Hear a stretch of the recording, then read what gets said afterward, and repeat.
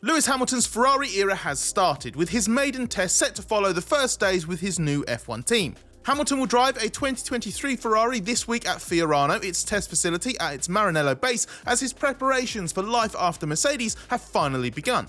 The 7-time world champion had to see out his Mercedes contract until the end of December, and as Hamilton was on his winter holidays in early January, his initial official days as a Ferrari driver were marked from afar, with social media posts by team and driver. Even Ferrari has had to get by only teasing the beginning of its Hamilton-Charles Leclerc partnership with various social media posts referencing their 44 and 16 race numbers, but that's finally changed.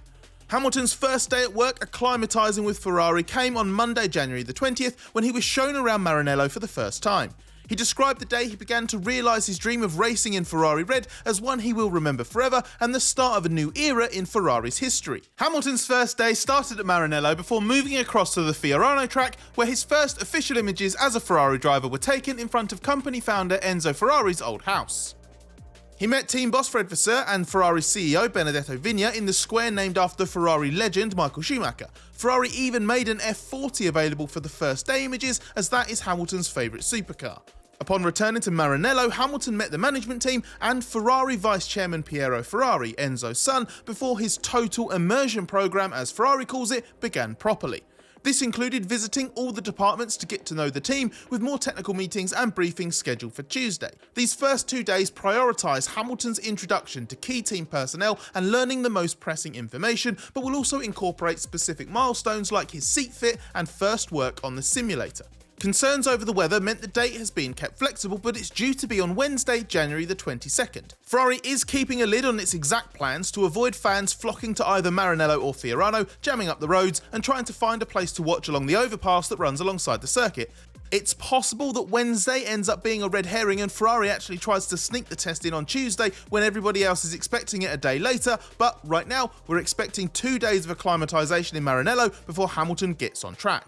And with the first images of Hamilton appearing at Ferrari already out there, and Hamilton and Ferrari acknowledging his first day themselves anyway, we can imagine that Maranello and Fiorano are going to be well attended this week any day, whether Ferrari likes it or not. Hamilton's extensive Mercedes farewell at the end of 2024 denied him the chance to drive the most recent Ferrari in the post-season Abu Dhabi test. But it has been known for a long time that Ferrari would try to offset this by giving Hamilton a healthy programme in an old car when he was finally available. We're expecting Hamilton to drive the 2023 Ferrari this week because that's the most recent car that's permitted under F1's testing restrictions. Current machinery can only be driven extensively in the official pre-season test, which is limited to just a single 3-day event in Bahrain 2 weeks before the season opener in Australia. F1's rules do allow greater testing of cars that are at least 2 years old, which means after an extensive programme with its 2022 car last year, Ferrari's been able to wheel out a slightly more relevant one for Hamilton in January.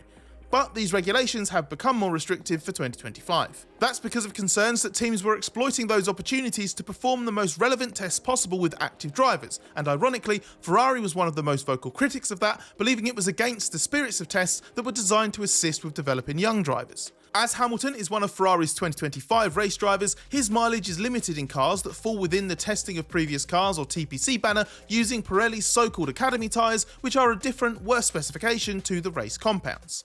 Across the 20 days of old car running permitted by the rules, Ferrari can complete a maximum of 4 days using drivers entered in the championship, with a limit of 1,000 kilometres for those drivers over the year. This can include running at a track that appears on the 2025 calendar, but only if it's more than 60 days before that race event starts and F1 raced at the track last year. For example, Italian media claim Hamilton will drive the 2023 car again later this month at Barcelona, a much more representative circuit than Ferrari's own, as he builds up his preparations. Ferrari is opting to bias its race driver allowance to the start of the year, as that will help Hamilton get up to speed as much as possible. Leclerc is likely to take part in the tests as well, although the rules prevent Ferrari running 2 cars at the same time, so if he joins Hamilton, they'll be sharing a car. There was the option of using even older Ferraris to conduct more running. Cars from 2020 or earlier fall under testing of historic cars or THC running. While these tests also necessitate the use of the Academy tyres, there's no mileage restriction. But as an exercise in dusting off the cobwebs, the THC rules have been utilised by Hamilton's old team Mercedes for his successor Kimi Antonelli, who has driven a 2020 Mercedes at Jerez in January already. Hamilton's first time driving in red is made more special coming at Fiorano rather than Abu Dhabi, which Hamilton was not keen on at all, but it has held things up. He admitted at the end of last year that it would make the process harder and delay the adaptation, which is why Ferrari has been so keen to facilitate these tests and why Hamilton, who famously doesn't like simulator driving or testing, has been so keen to take part. There is a lot that will be different about Ferrari compared to what Hamilton was so used to at Mercedes. Even driving a slightly older car will help adjust to differences in seating position, brake feel and steering wheel customization. And the more Hamilton works with his engineering team and is in a garage, the sooner he can start building the bonds that will get the most out of himself and his colleagues, and the less likely it is that Hamilton will feel like an outsider in a team that is literally foreign to him.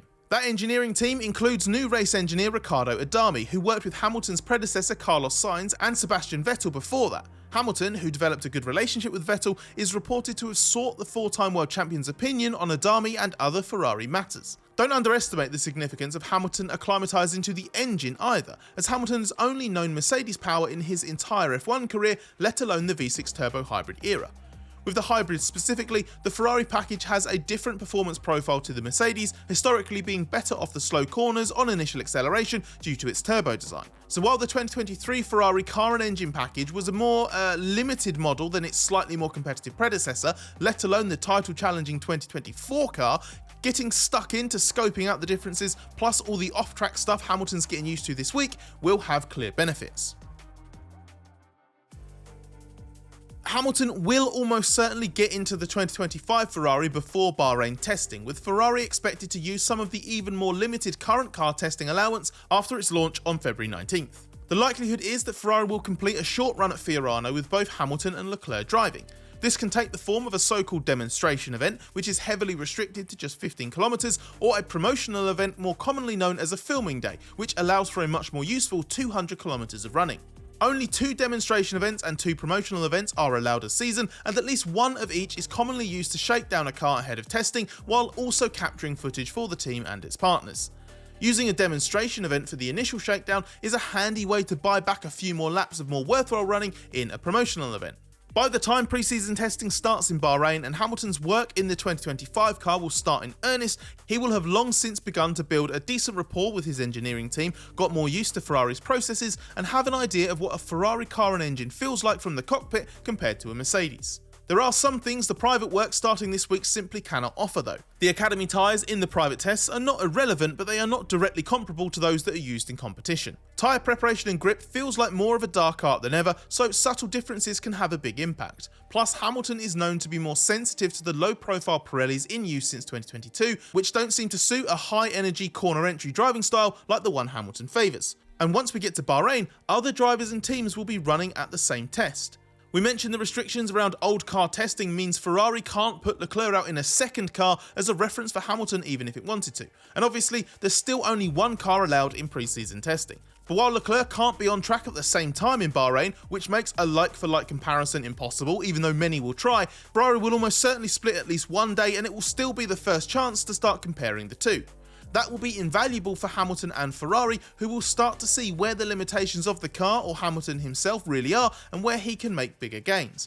But even pre-season testing will only be of limited use to Hamilton, to Ferrari and to the watching world trying to draw initial conclusions.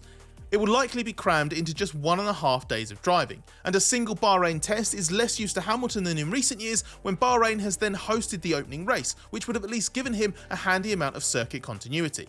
Hamilton and Ferrari know that he will not be completely comfortable by the time the season opener in Australia rolls around. The challenge is to use the available time on track and off it before then to condense Hamilton's learning as much as possible.